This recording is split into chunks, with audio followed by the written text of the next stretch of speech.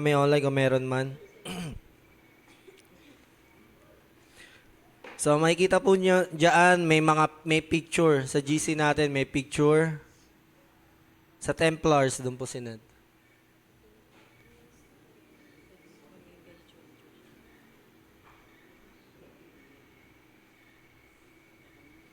Sa GC po, sa GC. Hindi, sa GC lang, hindi po sa Facebook.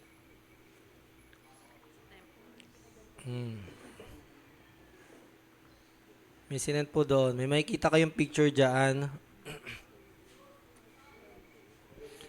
So, yan yung picture or illustration, picture illustration ng pinag-uusapan natin ng 3 linggo na. Una, si Zerubbabel, si Ezra, si Nehemiah. So, kung natatandaan nyo, sino yung unang pinag-usapan natin dito, Ate Janet, kung nakikinig? Yung una sa 3 na ito. Sino, Ate Chin, ikaw? Nehemiah ba? Okay. Sino yung tinuro ni Ate Irish last week? Si Ezra. So, tama. Una natin pinag-usapan si Nehemiah, pagkatapos si Ezra, tapos si Zerubbabel ngayon. Basahin natin yung verse. Next slide. Okay, basahin ni Kuya Jogart.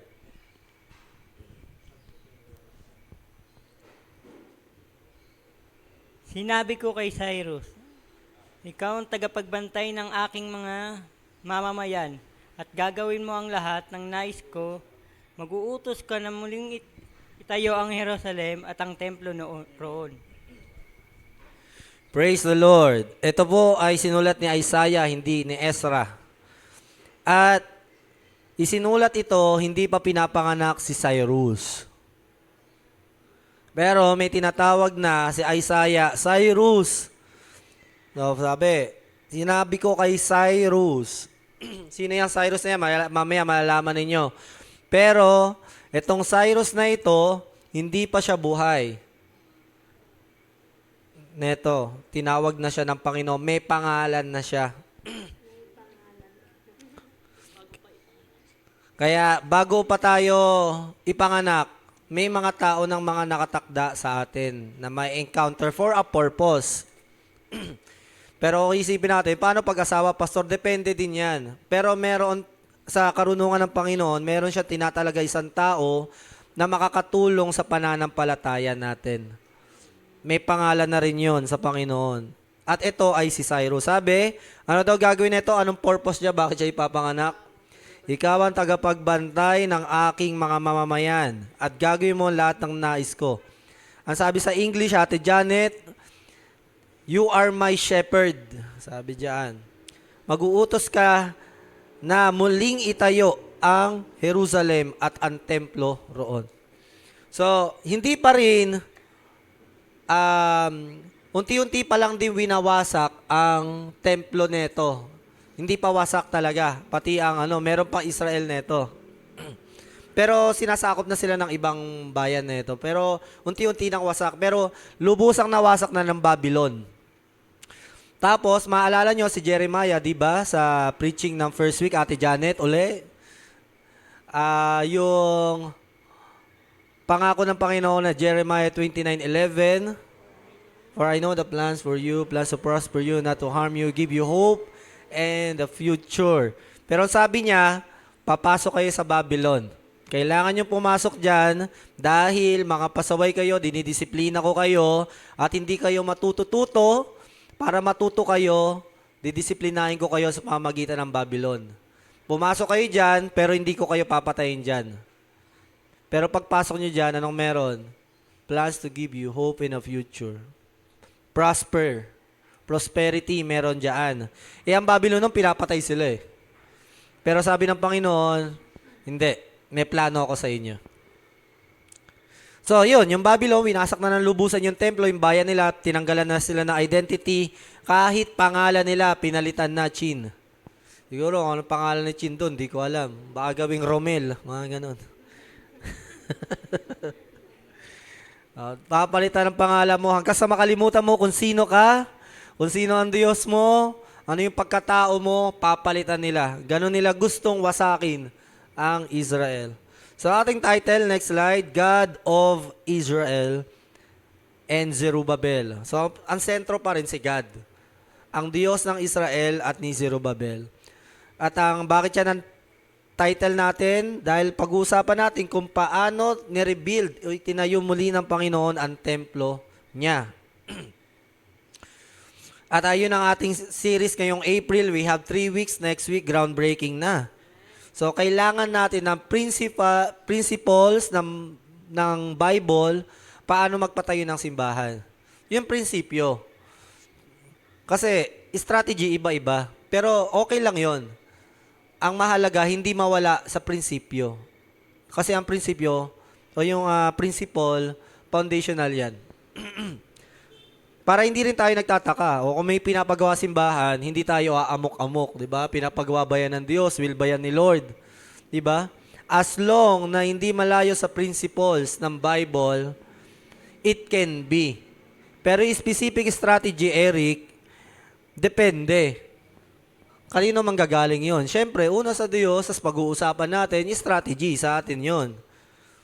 Sabi nga ng Panginoon, ang pagpaplano ay sa atin, ang pagtatagumpay ay sa Diyos.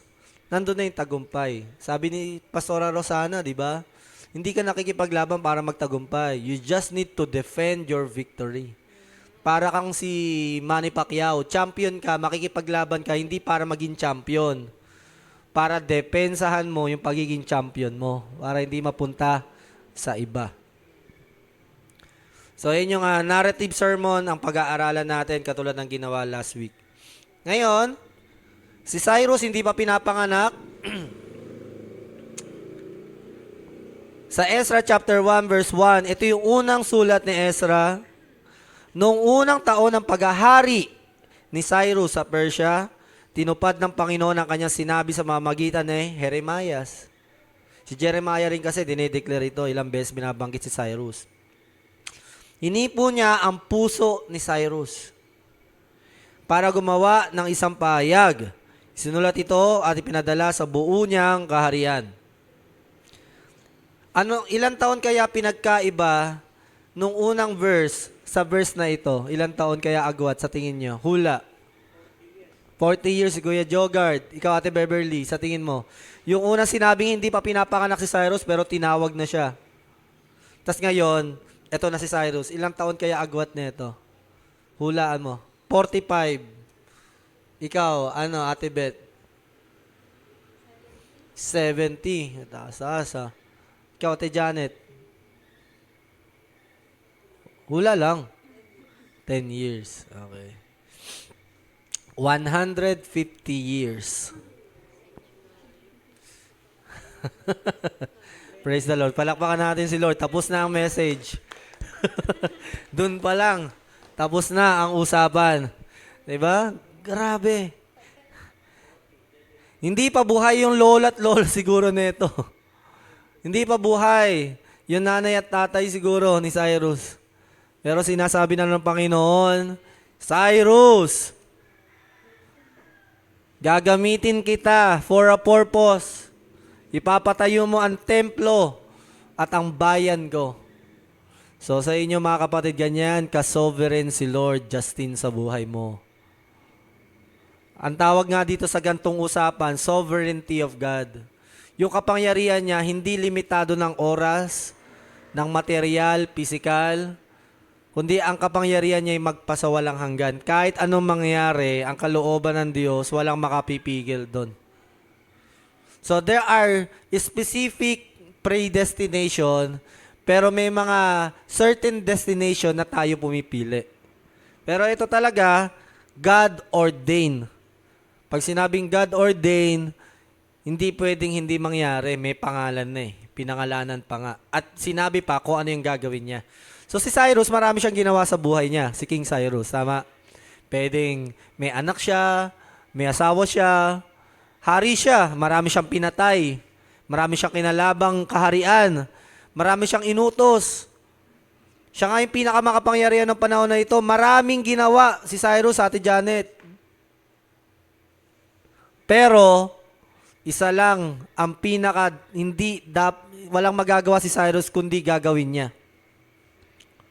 Sa dami ng ginagawa niya o commitment sa buhay, trabaho, business, pamilya, lahat yan, hinayaan ng Diyos sa gawin niya. Pero may isang pinakadahilan, si Cyrus.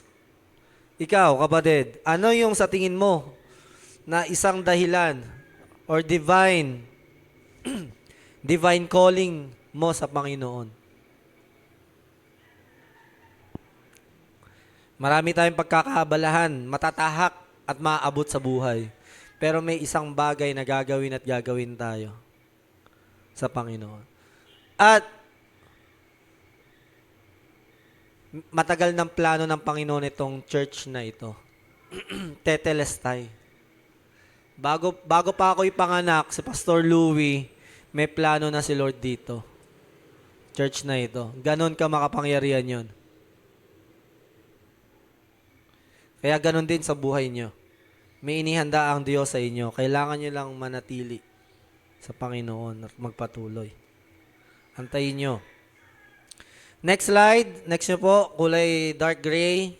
Laban-labanan nyo ang inyong mga laman. God in rebuilding His church. O, ito yung 3 linggo ng pinag-uusapan natin. Una, yung tinuro ko, first week, si Nehemiah. Siya yung nagpatayo ng wall. Pero siya, sa kanilang 3, siya yung huli. Pero inuna lang natin si Nehemiah ang pag-usapan. Pangalawa, si Ezra. Last week, yung ibinalik ni Ezra, yung salita ng Diyos, yung utos ng Panginoon. Yung call for repentance and call for, ano yung dalawang sinabi ni Sister Irish? A call for faith, tama ba? Renewal. Spiritual renewal. So, yan, mga kapatid. At ngayon, pag-uusapan natin si Zerubbabel. I hope may mga natututunan tayo itong mga nakaraan linggo. And nangihinayang nga lang ako, wala iba nating kasama. Siyempre, kapag nandito ka, mas madali mong makakatch up pag may ginagawa ang simbahan. Kasi, guided by the Word tayo. Historical background, balik tayo. Ang pinag-uusapan natin ay after 50 years sa Babylon captivity. At bakit nga nangyari yon? Cycle of God's promise. So, ganito nangyari sa Israel. Mangangako ang Diyos. Pagkatapos mangako ni Lord, anong gagawin? Susuway ang Israel. Pagkasuway, bibigay ng biyaya si Lord, didisiplinahin. Ngayon, bibigyan niya ng 2 bagay yung Israel. Magre-repent, magpapatuloy sa kalokohan, o magsisisi. So, may 2 mangyayari. Sa mga hindi magre-repent, magtutuloy-tuloy, mapapahamak na sila. Pero sa mga magre-repent, matatanggap uli nila yung biyaya ni Lord.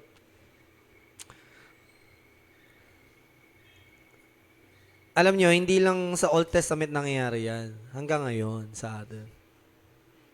Kung hindi talaga tayo matututo sa pananampalataya natin, wala magagawa ang Diyos. Kita nyo nga sila Bishop Edgar di ba? Ganon din sila. May mga na-realize ko nga, ang church natin, parang merong ilan sa atin, nasa mga high school moment ng faith nila. Nandun sa moment na nagdi-discover na gusto nila maging independent, pero hindi nila kaya maging independent. Gusto nila, hindi sila pinapakialaman sa faith nila, pero hindi naman nila kayang i-handle yung faith nila. Pag hinahayaan mo, mapapahamak.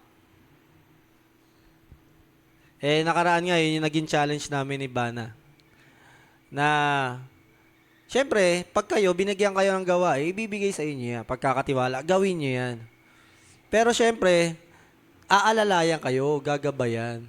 Hindi sa hindi sa parang kokontrolin yung mga plano, kundi tutulungan doon sa plano. So, tayo, taran din tayo mga Israel. May mga pagkakataon na pagkatapos ng camping, yung iba babalik dito sa paggawa na naman ng mali. Yung iba naman, mare-restore. Pero syempre, yung mga hindi nagre-repent, wala naman tayo magagawa doon kahit anong gawin natin Decision naman nila yon. Ang magagawa natin yung sarili natin. Kaya nga sabi ko sa inyo kaninang umaga, sa Don't Watch natin, magpatuloy tayo. Huwag tayo magpapahawa. Hayaan natin yung mga taong gumagawa ng mali, mahiya sila sa paggawa nila ng mali dahil napapaligiran sila ng mga taong gumagawa ng mabuti. Alam nyo ba, ganyan din ang gobyerno natin? Yung mga politiko, sa tingin nyo ba mga mabubuting tao yung mga yan? Hindi lahat Pero bakit pagkaharap nila mga tao, nagpapanggap silang mabait? Kasi nananaig pa rin yung mabuti. Siyempre, pag nagpakasama ka, may mga batas na pang mabuting tao. Pwedeng gamitin sa'yo yung kasamaan mo. Nahihiya silang gumawa ng sukdulang kasamaan kasi may mga mabubuting tao at may salita ng Diyos, may batas tayo na pumipigil sa kanila na gumawa ng masama. At ganun din sa atin as a church. Diba? Hindi yung nakita mo gumagawa mali yung kasama mo, ay, pwede naman pala yun Hindi. Huwag ganun. Kasi dinadagdagan lang natin yung parusa o yung kapahamakan. Kasi nga, sabi ng Panginoon, mas maigi pang ang isang tao, lagyan ng tali ang kanyang leeg at itapon sa tubig kesa ang isang tao pahamak sa pananampalataya dahil sa paggawa niya ng mali. May mga bagay na ganyan. Yung iba, nandadamay pa na, gawin natin to. Para magkayayaya pa. Gusto mong gumawa ng mali, ikaw na lang. Diba? Ikaw na lang. Imbis sa sawayin, sasamahan pa. Diba? So, hindi mabuti yon. Mapapahamak tayo. Kaya nga, tinatawagan ko kayo mga kapatid na mamuhay tayo na matuwid. At sa maraming pagkakataon, mga nakaraan taon, ganyan tayo. Pag nakita natin yung iba, ay okay lang pala, gumagawa sila ng mali. Gagaya na tayo, imbis na yung gayahin natin, yung mabubuti. Buti na nga lang, marami-rami na kayo dito Diba? Dati, ilan lang kami, nila Justin dito, nila pray, linis ng church. Ngayon, ang dami na natin, almost majority na. Mahihiya na yung mga hindi umaatin Diba? Nahihiya na sila So, ibig sabihin, nabubuhay, nagigising, pananampalataya. Ito po ang sagot nila sa amin. Mga lingkod kami, ito po ang sagot nila sa amin. Mga lingkod kami ng Diyos, ng langit at lupa. Muli naming pinapatayo ang templo na itinayo noon ng isang makapangyarihang ahari ng Israel. Ngunit dahil ginalit ng aming mga ninuno ang Diyos sa langit, pinabayaan niya sila sa kupin ni Haring Nebukadnesar ng Babylonia. Giniba ni Nebukadnesar ang templong ito at biniyag niya sa Babylonia ang aming mga ninuno. Ngunit sa unang taon ng paghahari ni Haring Cyrus sa Babylonia, nagutos siya na muling ipatayo ang templo ng Diyos. Bakit ito sinabi ng mga Israelita? Pinapatayo na nila yung templo neto. Kaso ang problema, pinipigilan sila ng mga kapwa nila Israelita na nanlalamig. Mga Samaritans, mga hindi sumama sa Babylon. Ngayon, pinigilan sila ni King Darius na. Sabi, tigil nyo na yan, magpapagawa nyo ng templo. Sabi ng mga kasamahan nyo, lalabanan nyo kami. Pero sabi dito, makita nyo yung context ng sulat nila kaya hindi po totoo yan. Meron po kaming templo, pinatayo to ni David. Yun yung templo namin Kaso dahil, ang sabi dito, dahil ginalit ng ninuno namin ang Diyos, ginalit namin ang Diyos, hinayaan niya kami na sakupin ng Babylonia. So, ganun talaga ang Panginoon, di ba? Buti nga Israelita, inamin nila, di ba? Matigas po kasi ulo namin Alam niyo po, dati, King Darius, ang ganda ng templo namin. Kaso, yung mga ninuno namin, pasaway, damay kami. Wala na kaming templo. Kaya kami nasa Babylon. Ngayon, si King Cyrus po, inutusan kami, yung hari bago ikaw, na ipatayo uli yung templo ng Diyos. So ito yung maganda, kapatid. Sa cycle ng sin, mag-repent tayo, di ba? Eh naman yung calling sa atin ng Panginoon dyan. Pag nagkamali ka, magpakumbaba ka, magsisi. Huwag tayo magbalaki na, hindi mo na maalam eh. Hindi alam ng tao, pero alam ng salita ng Diyos. Ang hindi lang naman nagpapaturo, nagsasabi sarili nila, alam nila eh. Kaya nga lagi kong paalala, kung ayaw mo magpaturo, di ba, sa mga mentor mo, o kahit sa church, ayaw mo magpaturo sa church, pakita mo na kaya mong dalhin sarili mo sa pananampalataya. Actually, ito, mapapansin nyo sa leadership sa church natin. Pag nakikita kong kaya na isang tao, hindi ko papakialaman yan eh. Halimbawa, ito, sila Sister Annalyn, Sister Elda, responsible sila sa building permit. Nakikita ko masigasig sila, hindi ko pinapakialaman. Ginagawa nila ng magaling eh, ng masigasig eh. Pero pag nakikita ko na hindi maayos, syempre, manghihimasok ako. Syempre, kailangan yun. Pero kung maayos mo bang ginagawa yung iyong gawain sa Panginoon, syempre, bakit papapakialaman? Diba? Eh kung sariling faith mo nga lang, di mo ma-handle ng maayos, bakit magsasabi tayo na wag akong pakialaman? It's a spirit of pride lang naman. Next slide, balikan natin yung parallelism, yung paulit-ulit na nangyari sa tatlong leader na ito, kay Zerubbabel, Ezra, at Nehemiah. Bakit kailangan natin balikan? Dahil ito yung tatlong paulit-ulit nangyari at possibly nagpapatayo tayo ng church, ganito din ang mangyayari sa church natin. And we need to learn from them. Number 1, may divine intervention. Merong gagamitin ng Diyos para tulungan ang Israel. Kasi kahit sarili nila, hindi nila kaya. Ganon din ba tayo, ICF Church? Sarili natin, hindi natin kaya. Tama? Kailangan natin ng tulong sa iba. Tama po ba, Ate Beth? Amen? Palakpakan muna natin ang Panginoon. Dahil tutulungan niya tayo. Magpapadala siya ng tutulong sa atin. Kasi minsan iniisip natin kung ano yung... Kaya hindi tayo nagtutuloy-tuloy. Iniisip natin, hindi namin kaya to. Hindi talaga natin kaya. Pero ang Diyos kaya. Pag sinasabi na natin hindi natin kaya, hindi na tayo namumuhay sa biyaya eh. Sinasarili na natin eh. Mamuhay tayo sa biyaya, Ate Janet. Kaya natin yan. Pangalawa, sa pag-rebuild nila ng temple, na-rebuild yung temple, na-rebuild yung wall, na-rebuild din yung mga tradisyon, mga mabubuting gawain. So, naibalik naman. Pangatlo, na very common, may opposition. Ngayon, ang opposition natin, hindi tao. Walang magagalit sa tao. Kaya wag mamemersonal. Pag may nakikita kami na taong nagkakamali, magalit sa espiritu. Pero pag nakikita mo na nagkakamali, di ka nagre-react, mali yun. Mali nga eh.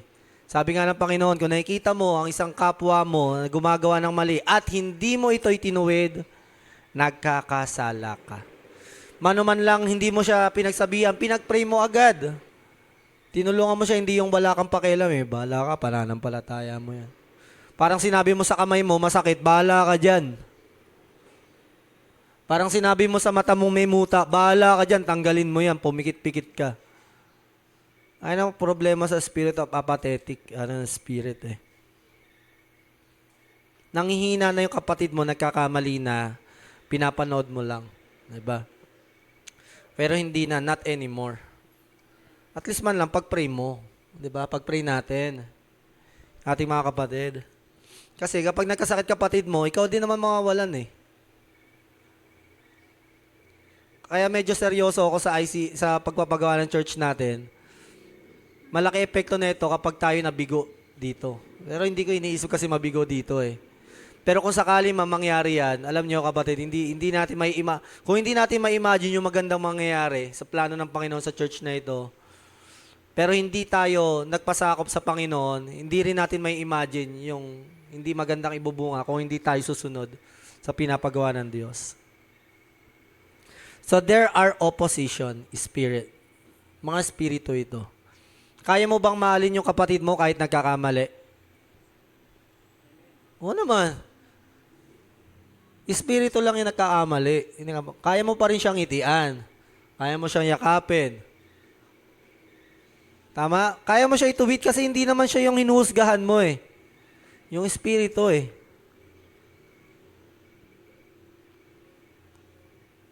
O pagkatapos mo siyang i-correct, magpe-pray mo siya. Kasi mahal mo siya. Now, the opposition, hindi nang galing sa labas. Nangyari sa loob ng bayan nila. Yung mga dating Israelita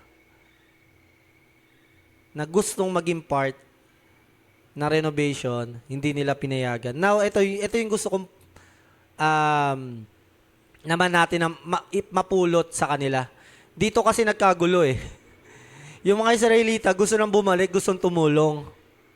Pero pinigilan, hindi, wala kayong parte dito. Makasalanan kayo. Ngayon, sa church natin, open tayo sa lahat. Gusto natin, sige, sumama kayo. Pabalikin sila, pastor. Pabalikin ang mga dating manggagawa. Ang mga dating hindi pagkakunawaan, bumalik kayo. At magtulong-tulong tayo. Balikan natin yung unang pangako natin sa Diyos na sa kabutihan niya, pipilitin natin sulihan yung kabutihan niya sa pagpapaayos ng simbahan niya. Pero at the same time, sa istorya na ito, yung mga pinayagang tumulong, sila yung naging dahilan bakit na-penetrate na naman yung banal na pamumuhay ng mga tao. On fire na sila, nanlamig na naman sila kasi napasukan sila ng mga malamig. Kumbaga, puro sariwang kamatis na lagyan ng isang bulok na kamatis. Nahawa-hawa na. Kailangan balansehin din. Siyempre, obserbahan ko din. Una, ako bilang pastor, tsaka mga council, kung ang ginagawa ba natin na pag-participate ng iba, ay nagdudulot ng mabuti sa spiritual natin. So, pulutin din natin yon na kung i-welcome natin sila, kailangan bantayan natin yung espiritu. Ano bang dala-dala? Spirit ba ng same vision ba? Same path ba ng ating ginagawa sa simbahan? O pupunta dito para magdala lang ng sarili nilang mga simpatya sa sarili nila para magpahayag. So, hindi yun natin i-allow. So, open tayo, magiging mabait tayo. Pero, we will be gentle, but we will be wise as a serpent in the spirit. At ganon din, kahit sa gawain natin. Ngayon lang din, i-announce ko na. Sa darating nating groundbreaking, mga hindi nag-participate sa fasting, hindi tatayo doon sa groundbreaking. Lalo na sa mga taga-awit, mga taga-panguna. Hayaan natin ang Panginoon. Yung prinsipyo niya sa paggamit sa buhay ng isang tao, isa lang naman ang principle ni Lord na gusto niyang gamitin. Hindi magaling, malinis. Yung gusto magpagamit sa Diyos. Kaya yan. Zerubbabel. Next slide. Pangalan ni Zerubbabel. Ibig sabihin ay Seed of Babel. Ano ibig sabihin ng Seed of Babel? Si Zerubbabel kasi pinanganak na sa Babylon. No, Ate Janet? Pinanganak na sa Babylon si Zerubbabel. I-honor natin yung Word of God. Si Lord to. Pag ibang tao nakaharap sa atin, nanginginig tayo, di ba? Pag si Lord nakaharap sa atin, dapat bigyan natin attention natin. Ganun din sa mga online. Huwag tutulog-tulog dyan. Pag nanonood ng Netflix, ayaw ang gumaganon yung mata. Dilat na dilat, ayaw ma-miss out. I-rewind pa kapag na-miss out. Pag kay Lord, hindi ko inaano, naantok din ako. Pagod din yung katawan ko. Pero, syempre, kailangan natin labanan eh. Si Lord to eh. We honor Him eh. So again, katulad ni Zerubbabel, hindi siya pare. Hindi rin siya propeta. Kita nyo? Katulad mo siya. Katulad ko. Hindi, ako kasi may tungkulin ako sa church talaga. Pero katulad mo siya na layman o layperson, lingkod lang sa church. Wala siyang calling as a prophet, wala din siyang calling as a priest. Hindi rin siya levita na taga-awit. Katulad mo siya, sino dito hindi part ng worship team? Taas ang kamay. Oh, kahit hindi ka worship team, malaki ang bahagi mo. Hindi ka taga-awit. O sino dito pastor? Ako lang naman pastor dito at ang aking mahal na pastora. Ang ating parakletos. Maliban sa inyo, di ba? Wala naman. Katulad ninyo, Sir Zerubbabel. Isang tao, one person can make a difference. Tayo ka muna, Ate Janet, yung talagang tayo, kung kaya ka, lakad-lakad. De, tulungan mo na, Beb. Isa lang. Ayaw niya. Naintindihan ka namin, Ate Janet. Pero, syempre, kailangan maintindihan mo rin ito. Ikaw ang dapat umintindi. Ayun ka, alam mo, may isang kabataan dito. Hindi ka nababanggit ko sino. Meron siya, parang may mental health issue siya. Lagi niya, parang gusto niya laging maintindihan siya, intindihin siya. Pero di ba ang may sakit, dapat siya ang mas umiintindi. Hindi siya yung halimbawa sa hospital. Sinabi mo, masakit po yung tiyan ko, doktor. Pipisilin ni doktor, di ba? Aray! Hindi mo masakit, intindihin mo. Ano yung tama? Yung doktor iintindi o siya yung dapat umintindi sa doktor? Ayan ang problema ngayon. Porket nasa state tayo ng kahinaan natin, dapat ang demand natin tayo lagi iniintindi. Kaya nga kayo yung nasa state ng kahinaan eh. Kayo yung dapat tulungan. Kayo yung dapat na mag-e-effort din kayong umintindi. As equals kung paano ka pakinggan. Hindi yung, nasabi mo na yung gusto mo. Katulad ng kabataan dun sa Nagtanong siya, gusto ko pong ayoko po mag-church, ganyan, gusto ko, malaya ako. Ayun nga yung tinuturo Ilalayo ka sa makamundo, pero ang masakit nga lang, hindi talaga siya napakinggan din ng mga oras na yon. Dapat sana, binigyan din siya na pakiramdam na pinakinggan siya, di ba? Kahit paano inunawa siya. Pero, sa katotohanan, sino doon dapat ang umintindi? Siya. Kasi siya yung nangangailangan halimbawa, masakit na nga tiyan mo. Masakit na nga tiyan ko, hihiwain mo pa. O operahan mo pa. Di mo ba ako naiintindihan? Hindi nga naiintindihan nga kita kaya nga kita operahan.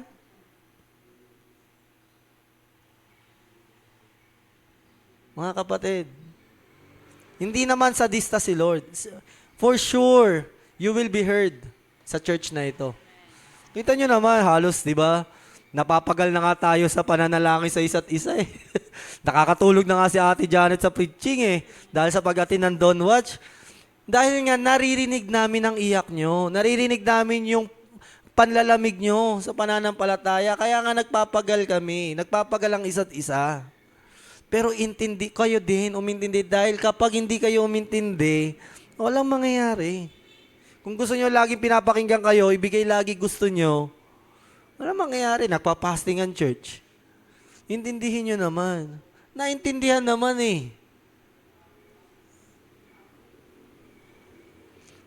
Naiinitan mag-swimming kahit wala sa plano. Go, mag-swimming. Naintindihan naman.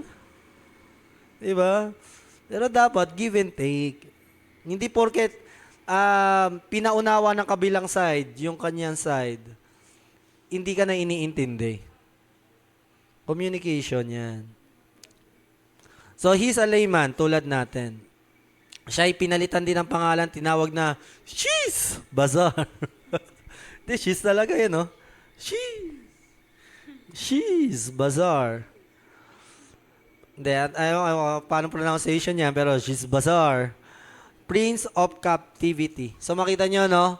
Pareho nyo ba ng sitwasyon si Cheese Bazaar? Nasa kalagitnaan ng captivity. Nasa gitna ng wala siyang sariling identity, walang sariling bayan, alipin. O tayo, walang sariling bahay. Ay, iba dyan, may sariling bahay. Walang sariling kung ano man. Captive ng kahirapan. Pinansyal. Pero hindi yan dahilan, di ba? O, testimony na ni Sister Merlin sa atin. Sa kabila ng sitwasyon ng pamilya niya, captivate man sila ng maraming problema sa pamilya, that's not the reason. Actually, that's the reason pa para lalo kang lumaban. Di ba? So, sulat po ninyo yung assignment natin yung kay Labisha, papadala natin doon. Lagay mo, yung aking asawa na mabait ay bumait lalo sa Panginoon. Amen. So, siya ay Prince of Judah. Siya ay apo ng isang hari.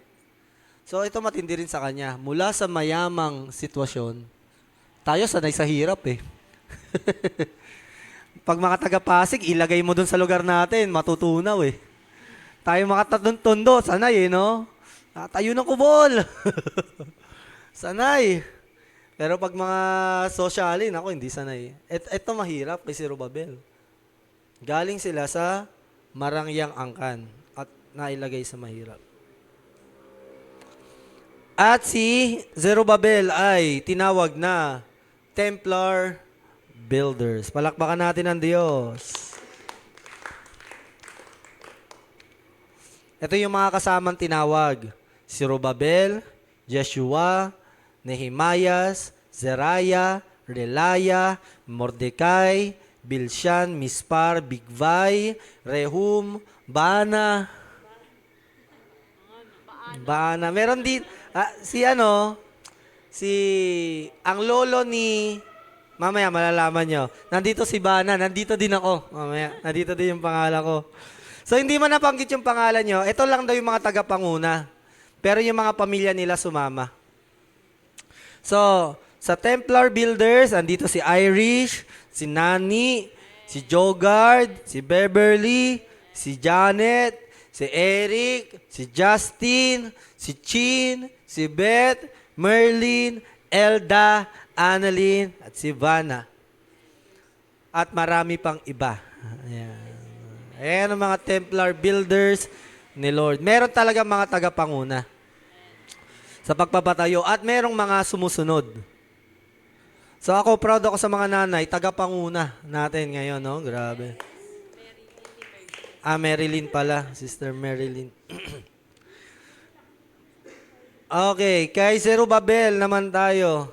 Ano yung katangian meron si Zerubbabel sa istorya na ito? So hindi, para di kayo malito, ganito ang istorya. Pagkatapos sakupin ng Israel, Babylonia, di ba? Tapos ang Babylon, Persia na. Doon na pinanganak si Zerubbabel. Ngayon, ito si Zerubbabel, hindi siya, ayun nga, katulad ng mga nabanggit natin kanina. Pero, tinawag sila, yung grupo nila, o kayo, kinausap ako ng Diyos, ipatayo daw yung templo. O, patayo nyo na yung templo nyo, tsaka yung bayan nyo, pero kayo mauuna. So, pagkatapos nun, ang unang ginawa nila, sa pagpapatayo, bago matayo templo, unang ginawa, altar. Ano yung altar? Doon sila naghahandog sa Panginoon. Doon sila nag-aalay, nagsusunog, doon sila nagwo-worship. Pangalawang inayos nila ay ang kanilang mga piyesta. Yung mga dati nilang tradition. Tayo, ano mga tradition natin dito? Overnight prayer, dawn watch, di ba? Mga tradition, ano natin yan? Mga prayer night, gawain, Sunday, youth. Yan, binabalik nila. So, unang binalik nila yung altar, pangalawa yung kanilang traditions. Yung kanilang mga practices. At kung iisipin nyo, mga kapatid, ganun din tayo. Ang una, ibalik natin yung altar ng Panginoon. Balik natin yung offering box. Balik natin yung karapatan ng offering box sa tumanggap ng ikapo. Simula ngayon mga kapatid, pagpapatayo tayo ng templo, simulan natin yung ating tithing. Ituwid natin. Yung ating worship sa Lord, ibalik natin. Kung sino man sa atin hindi nagka-tithes, huwag mo nang isipin na kung may nakakilala sa'yo, wala. Pero ibalik mo yan dahil pakikinig mo yan sa Panginoon. At ibinalik din ang mga traditions. Yung dati pa po namin ginagawa yan. Dati ba? Sige, ibalik natin. Kung may mga dati kayong practices na magaganda noon, mga nanay, tatay, ibalik natin. Ano ba yung mga dating ginagawa dito na hindi na natin na nakakatulong? Baka may hindi ako alam. Meron po ba na dati niyang ginagawa? Wala na, nagagawa naman na. Okay. Meron pa isa. Yung Word of God. Simula ngayon, magbasa-basa na tayo ng Word of God. Last week nga, yun ang susi, Janet. Hindi ka pwede maging Templar builders nang hindi na nagde-devotion. Malabo o malinaw mata, may paraan para mabasa salita ng Diyos. Okay? Pwedeng makihiram ka ng Bible, makihiram ka ng cellphone, magbasa ka ng Bible, may magpapahiram sa'yo, hindi ka pagkakaitan. Lalakihan yung font, mga ganyang kalaki. Oo. Kung maging consistent ka, bigyan ka pa ng cellphone. Sabi ko sa'yo. Ayun, oh, eh. Praise the Lord, oh. Oh, ano. Praise the Lord. Palakpakan naman, Sister Beb. Ikabit na lang kaya sa matag yan.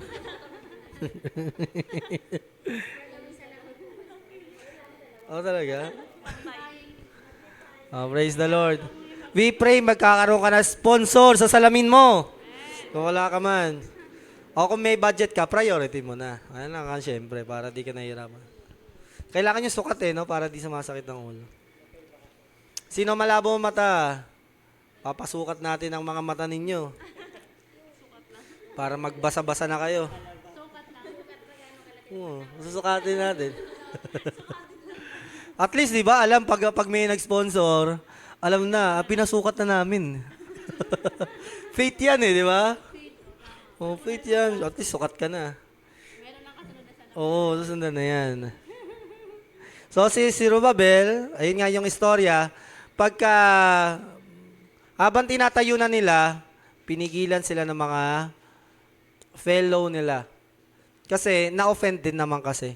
Alam nyo, ang taong hindi talaga okay spiritually, madaling ma-offend. Kaya nga sabi ko, palagi sa mga dinedelegate, pag may mga gawain, ang i-assign nyo spiritual, on fire. Kasi kahit anong sabihin mo dyan, hindi matitisod dyan. Laging malinis ang puso. Kaya nga, natuwa ko sa inyo, pag uwi nyo dito, nakangiti kayo eh. Ay ko, on fire.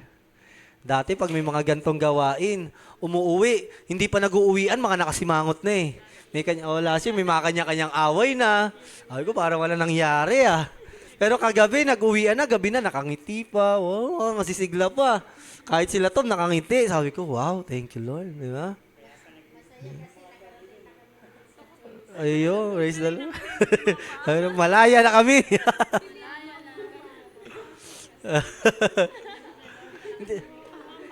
Hindi, kung isipin nyo, pwede nyong gamiting dahilan na parang, naman yan, ba't ganito ginawa sa amin, di ba? Hindi, nawala yung pagiging reklamador nyo talaga. Alam nyo, natutuwa ako sa inyo bilang pastor. Ang saya-saya ko. Parang ngayon, ang taong may malinis na puso talaga, laging maganda nakikita. Ano nyo? Masungit. O, hawaan na lang natin. Kung meron mang isa. Di ba? Kung merong marumi ang puso, hayaan nyo, dadarangin sa apoy ni Lord. Di ba? Ang hirap matisod ng taong nag-aapoy. Pero alam mo naman, ang taong marumi ang puso, kahit maganda na sinasabi mo, open pa rin. Ang tataka no, parang wala ka namang sinabing masama, di ba? Para ang ganda mo. Ginagamit mo lang yan para makuha loob. Ganun. Pag marumi ang puso talaga kahit ano sabihin mo, alam mo, natutuwa ako sa'yo. Oh, kunwari ka pa, galit ka naman sa akin. Ganun. Parang, kung papanggap ka lang, hipokrito. Pero pag malinis ang puso mo, pagsabihan mo na, sigawan mo na, thank you po. Ay, salamat po. Ganun talaga no? Pero kaya maganda na susunod si Lord sa buhay natin Kasi parang napaka-invulnerable natin sa mga problema. So, si Zerubbabel, katulad ni Kristo, he is a church builder. Christ came to build this church. Katulad ni Zerubbabel,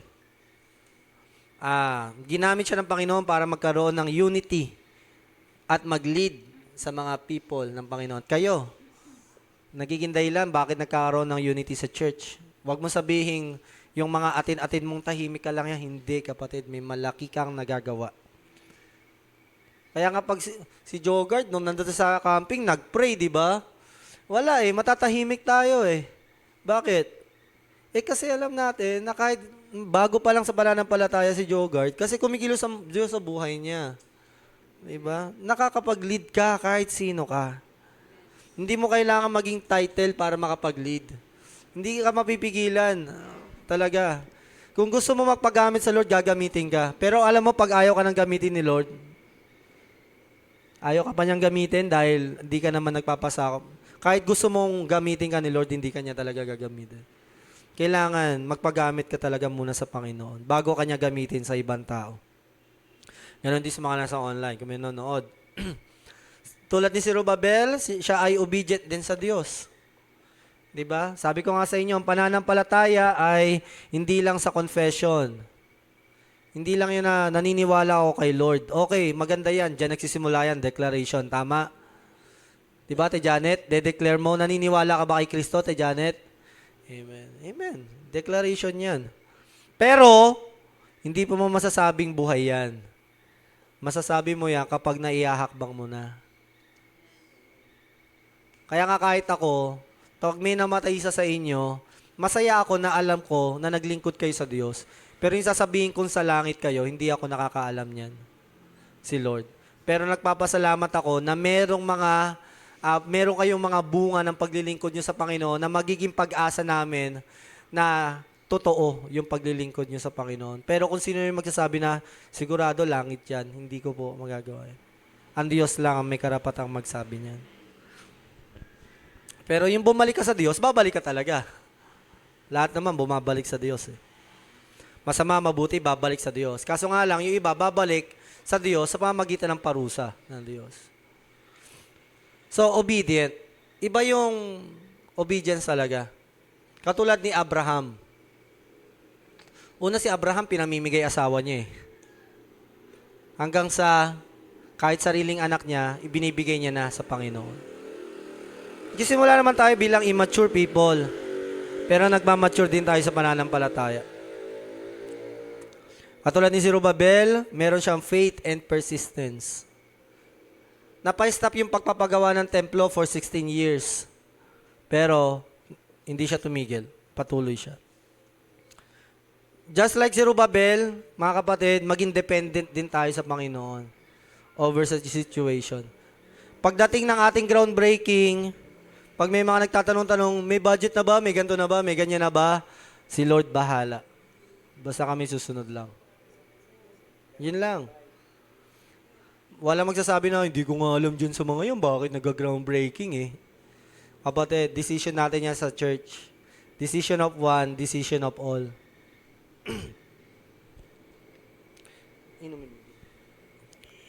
Ito rin maganda, hindi nakatingin sa sitwasyon.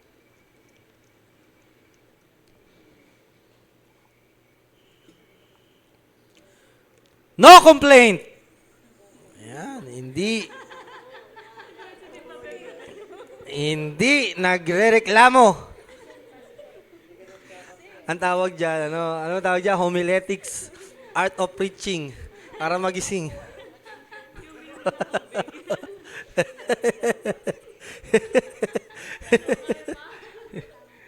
Ayan. Walang nagrereklamo, hindi nagmumurmur. Ito, si Zerubbabel, kung basahin niyo po yan, kung pwede sana, basahin niyo. Hindi nyo yung makikita na meron siya mga ginagawa katulad ni Nehemiah na talagang very active yung leadership niya. Meron siya mga ginagawa, pero ang isa sa mga karakteristik niya, hindi siya active ni Nehemiah, pero hindi mo makikita sa kanya nag-complain siya, nag-murmur. Wala siyang ganong attitude. Maganda. Tulad din ng ating Panginoong Hesus na obedient sa ating Diyos at hindi nagsalita ng kahit isang pag-aalimura laban sa mga taong nananakit sa Kanya. Huwag din tayo gumaya kasi ang kasalanan naman magsisimula yan, reklamo Unappreciation, ang pagiging ungrateful, doon nagsisimula naman talaga ang kasalanan Doon lumalakas yan. Ilang oras na ba ako? 1 hour na? Anong mga sitwasyon nila, mga oras na ito? Wala silang wall, walang templo, wala rin sila identity, pero ginawa pa rin nila. Kaaway nila yung mga kapatid nila sa pananampalataya, hindi naman nila kapananampalataya, pero fellow citizen nila. So pinipigilan sila. Alam niyo ito, meron din silang fear and trauma. Natatakot sila kasi naaalala nila kung paano sila tinatalo ng kaaway nila. Tapos doon uli sila nagtatayo. Alam ko may mga trauma tayo, mga past history sa church na ito na parang, naku, baka di namin kayanin. Do it habang natatakot. Gawin mo habang pagod. Gawin mo ng pagod. Kasi ganyan tayo Lagi tayo may excuse, lagi may reason. Gawin mo ng walang pera. Sumunod ka. Gawin mo ng pagod, puyat. Gawin mo na ng hihina. Gawin mo ng may sakit. Asawa ko nga, pilay. Gawin mo. Ano man sitwasyon mo. Parang gym lang yan. Pag tinamad ka, ayun yung reason mo, hindi ka talaga mag-gym. Lagi naman tayo may reason di ba? O, sige nga, bigyan nyo, mag-isip kayo ng isang reason para hindi pagawa simbahan.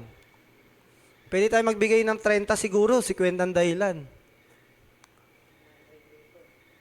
Marami. Sa tingin mo. Ikaw, tanong kita, Ate Janet. Bigay kayo isang dahilan para hindi pagawa yung simbahan natin. Bigay ka one reason. Kasi lahat naman may reason, di ba? Pwede tayong gumawa ng many excuses. Yan. Totoo naman. Ikaw, Tichin.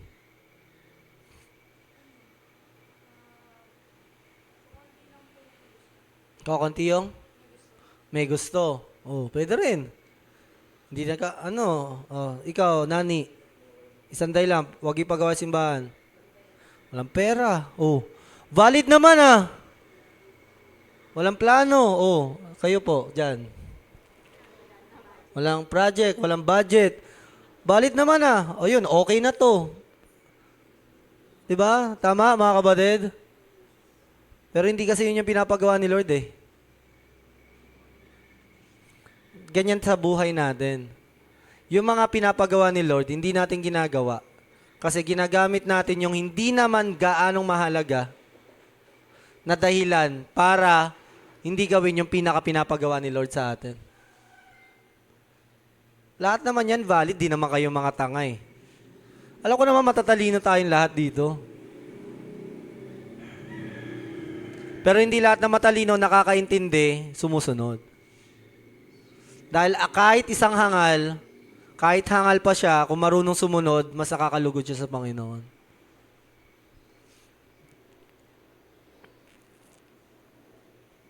Opposition. Delayed. Delay na. Ganon din, yung mga mayayaman, hinandle din niya yan. Next slide. Ano namang ginawa ng Diyos sa mga Israel? Una, tinuruan sila na umasa sa Diyos.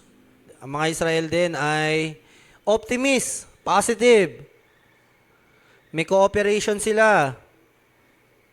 Alam nyo ba, mga Levita, mga pare, hindi naman yung trabaho nila, pero nagtatayo sila ng templo.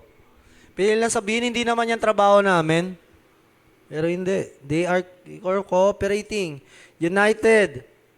At ang maganda dito, pag may ginagawa sila per family. So, yun yung gagawin natin ngayon. Kung magkakaroon tayo ng mga per family na ang designated natin. Naalala ko, kwento ni Kuya Rudolph, ang pamilya daw sa church nila, per schedule sa paglilinis. Halimbawa, padernal, kayo maglilinis ng simbahan ngayon. Pamilyang padernal nang. Sa kanila yon daw, ganun. Sabi ko, oo nga, no? Sa Bible, ganun ang principle eh. Kapag may pinapagawa, grupo-grupo, hindi yung grupo-grupo na random eh. Grupo-grupo per family. So, yun yung gagawin natin. Maganda yan. Prinsipyo ni Lord yan eh. Siguro, hindi, maganda rin. Alam nyo, dahil doon, nabibuild din ng family, no? Tama ba? Pag sabay-sabay na nagsiserve sa Lord, parang mabibuild yung relationship. Amen. They are obedient to their leaders, submissive to instructions, repentant heart, and committed to God. Sabi ko nga sa inyo, maraming klase ng obedience. Yung una, obedience lang, sumusunod ka. Pangalawa, submissive ka na mahirap, ayaw mo, sumusunod ka. Ang commitment naman, kahit anong mangyari, commitment mo yan. Kahit pa mawala leader mo, commitment mo yan. Marami kasi, mga tao, sumusunod lang, ang dahilan nila, gusto ko lang gawin isang bagay kapag gusto ko. Ayokong pinipilit ako. Di ka naman kasi dapat pinipilit in the first place eh. Bakit umaabot pa sa puntong pipilitin ka? Sige nga, sinabi sa'yo, mag-pray and fasting, pinapagawa naman talaga ni Lord. Bakit kailangan pilitin ka? Hindi ka naman kailangan pilitin. Although, syempre, tama yung sinasabi na gawin mo ng kusang loob. Pero nga dahil nga matigas na ulo mo, kailangan ka ng pinipilit katulad ng kabataan dun sa campsite. Wala eh. Gusto mag-TikTok, imbis na magsimba. Kailangan ka talagang kailangan ka talagang manduan ng pamilya mo. Pero mo gusto mo magbarbar, kaya ka tinatanong na siya ng bishop, ano bang social life gusto mo kasi? Ano ba kasing social yan? Kain-kain, selfie-selfie. Hindi, actually, alam mo, kung ako magsasabi nun, hindi ka naman pinigilan, pinayagan ka eh. Priority mo lang, unahin mo lang muna si Lord. Edi mag-social life ka pagkatapos.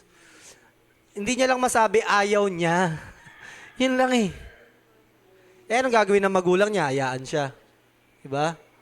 Kaya ako, pag nagkaanak ako, hindi, magsimba ka muna. Sabi nga namin ni Bana, wala kaming planong bigyan ng cellphone anak namin. Kung pwedeng itira namin sa probinsya, mag-mission kami, doon kami. Kaysa nandito sa syudad. Okay, magala, di ko naman kayo iiwan. Pero yun lang, syempre yung mga may mga panahon na yun yung ginagawa ng lahat eh. Diba, halimbawa tayo ngayon, nagdo-dawn watch, yung ginagawa ng lahat eh.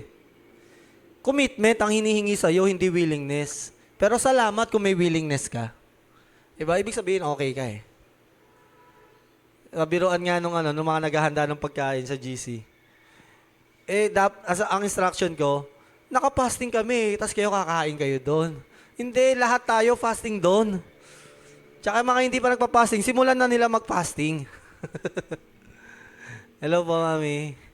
Sabi ko sa nila, simulan nyo na mag-fasting. Ganun ginagawa ng church eh, bakit iba pa gagawin? Tas nabanggit, ay ganun, sa pilitan. Oo, sige, sa pilitan na. Hindi na magawa na willingness eh. Yun. Dito may wisdom talaga kay Brother Joe eh, no? One for all for one. Ngayon, pag may sakit, syempre, katulad ni Eric, okay naman yun, syempre, pagkainin niyo.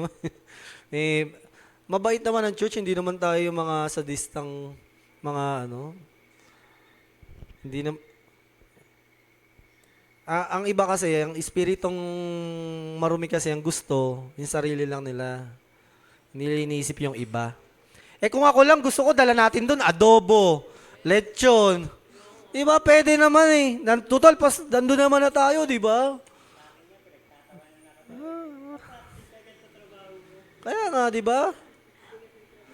Si Jogar, nagbubuhat. Ako, nagdadrive. Pwede ko na maidailan eh. Pastor naman ako eh. Unfair naman ako. Ba't pa ako magpa-fasting? Diba? Pero hindi eh. Hindi yung sarili iniisip natin. Kaya nga natin to ginagawa para sa Diyos at para sa iba. Inaalis nga natin pagiging makasarili natin dito eh. Tapos.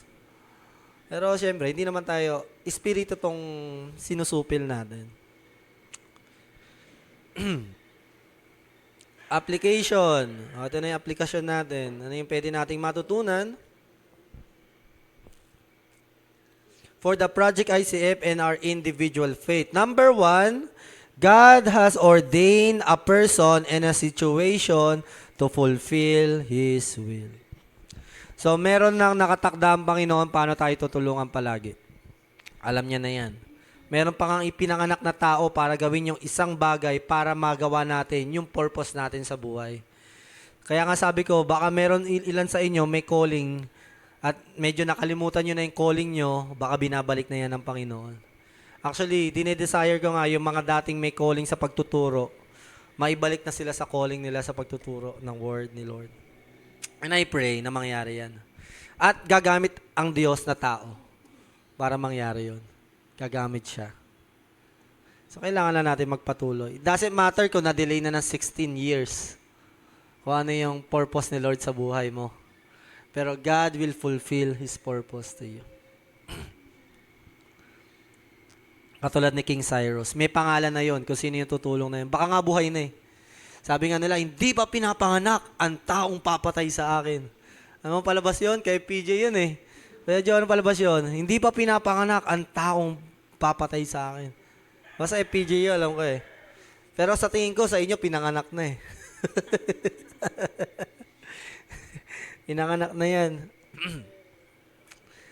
Number 2, whenever there is unity and obedience, it is God who causes it. Alam nyo, may unity and obedience tayo. Thank God sa mga buhay ninyo, pero si Lord pa rin. All credits to God. Kaya hindi tayo pwedeng on fire tayo, bigla nating mambubuli ng mga mahihina sa faith. Wag, hindi. Hindi yan ugaling Kristiyano. Pero ugaling Kristiyano ang gabayan, mag-correct, mag-encourage, mag-comfort, mag-pray. Pero kung apathetic spirit yan, rebuke yan. The Lord rebuke that spirit. Hindi maganda yan. Yan. Number 3, spiritual discipline or persistent please God and molds our character. Itong Project ICF na ito, character na mumold natin dito eh. Actually, una ka naayos, spiritual natin eh. Bago yung church. And maitatama na yung ating ikapo. Amen? Maitatama na yan. Number 4, God is always in the secret. Is always secret, working. Ha? Sabi mo, always in a secret. Ay, advance na ako magbasa. God is always, sabi ko sa inyo, pagod na rin eh, di ba? God is always in the secret. Di ba, may reason ako. Pagod na rin eh. Wala yung word. Oh. God is always working in the secret. Wow, nagbabasa. Very good ah. He is in control. Sovereign God. Amen. Palakpakan natin si Lord. Yung magawa na yan. Hinahanda na yung cheque, yung bangko na magre-ready. Bigyan niya ng ano. O kaya naman tayo, no? May mana ka pala sa lolo't lola mo, di mo alam. Ibalik kay Annalyn yung lupain na kinuha sa kanya, ng kanyang tito. Di natin alam, di ba? Di natin alam. O kaya naman si Chin, no? May pamana pala sa lola niyang Chinese, no? May narinig akong ganyan eh. Yung pasahero ko, nagkwento nga siya. Sabi niya, alam mo, naging born again ako, nagkaroon ako ng blessing. Kasi yung lola ko, simula no, nagawa ata niya mahalin yung lola niya, ganyan-ganyan. Dahil doon nakuha niya yung pabor ng lola niya. Tapos nung namatay yung lola niya, pinamana sa kanya isang plastic. Alam niyo, nandoon, milyon-milyon. Puro ginto, puro papeles ng mga bahay. Sa kanya binigay. Nung naging born again siya. Pero alam niyo, pinagdaanan niya, nire-rape siya ng tatay niya. Ayun yung kwento. Ang biro mo lakas ng loob sa akin, kinikwento. Nasa likod ko siya eh. Kinikwento siya. Alam mo, Pastor, bago ako maging born again, nire-rape ako ng tatay ko. Kasi kamukha ko daw yung nanay ko, ganyan. Minamula, Chinese eh. Wala namang pakialam, pera lang, di ba? Tsaka makuha yung gusto nila. Nire-rape siya. Pero ngayon, pinatawad ko na siya, minahal ko na siya. At simula nung naging born again ako, Naghihirap na yung pamilya namin. Ako may minana ako sa lola ko. Ang daming ginto. Ang daming pera. Milyon-milyon ako sa akin na napunta.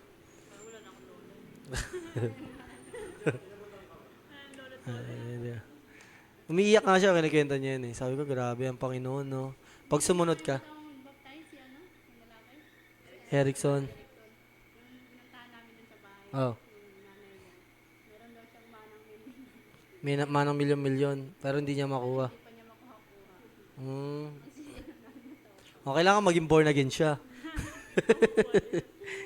Hindi naman natin alam. Pero syempre, yun yung mga testimony, di ba? God is working in the secret. Secret lang. Kaya nga secret eh. Secret. Di ba? Oh, yeah, meron yan. Meron yan. Di ba kapag mahal mo, gusto mo sinusurprise? Si Lord ko, sobrang naman yung pag gumahal mo, Lord, no? Grabe yung secret naman yan. Pagod na kami magantay. Hindantayin lang natin si Lord.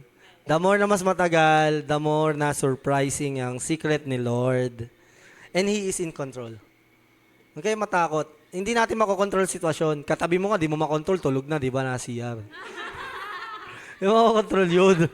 Pero si Lord, makokontrol niya lahat ng bagay. Ay, alam mo. So, salamat, Janet, sa pakikipaglaban. Kesa naman sa mga tulog, di ba? Hawain mo sila, ha? De, joke lang. Okay. Last verse. Kaya patuloy na nagtatrabaho ang mga tagapamahala ng mga Hudyo habang pinapalakas sila ng mga mensahe ng mga propeta na sina Hageo at Zacarias na anak ni Ido. Oh, sabi ko sa inyo, nandyan ako eh.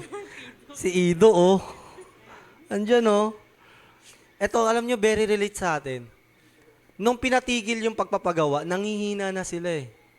Pero nagpadala ng 2 propeta. Ilan pinadala sa atin mga nakaraang araw? Pinadalan tayo ng mga propeta. In the name of Banyaga Kopol and Bishop Ariel Moneda. Nakita niyo, kabate? Pinapalakas eh. Oh, edi kukunin na nating taga-maso si Kuya Mario niyan. Di ba? Napapalakas. Pag nangihina, magpapadala si Lord ng tulong. Pero syempre, pag nagpadala ng tulong, tanggapin. Hindi yung tinutulungan ka na, nagmamatigas ka pa. Wala talaga mangyayari. Nagtuturo sa'yo, di mo pinapakinggan. Di ba? Hageo at Zacarias na anak ni Ido. Sana ganyan mga anak ko. Mga messengers. Natapos nila ang templo ayon sa utos ng Diyos ng Israel na ipinatupad ni Cyrus, Darius, Artaxerxes. Kita mo, ginamit 3 hari na magkakasunod na mga hari ng Persia.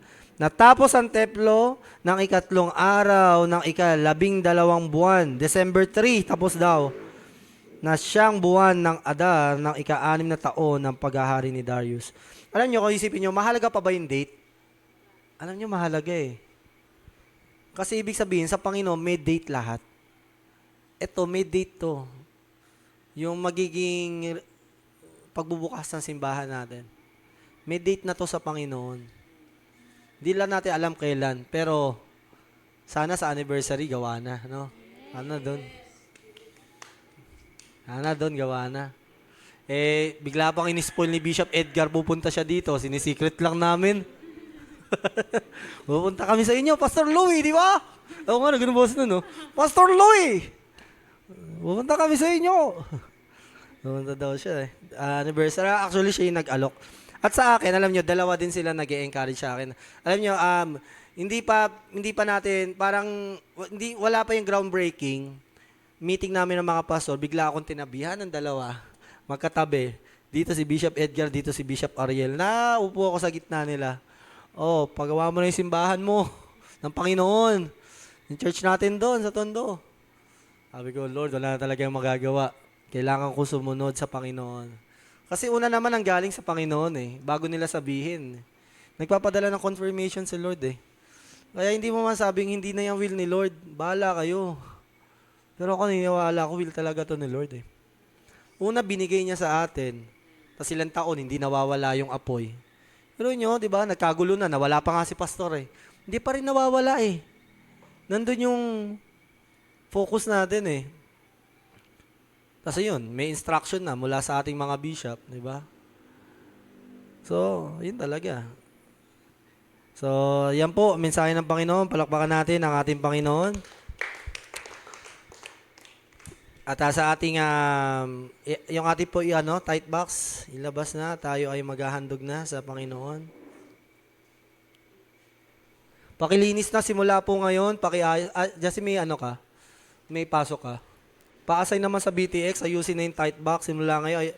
Huwag na ilalagay dyan na iniipis yung ating ginagapangan ng kung ano. Nakita ko sila pastor, binabuhat pa nila pag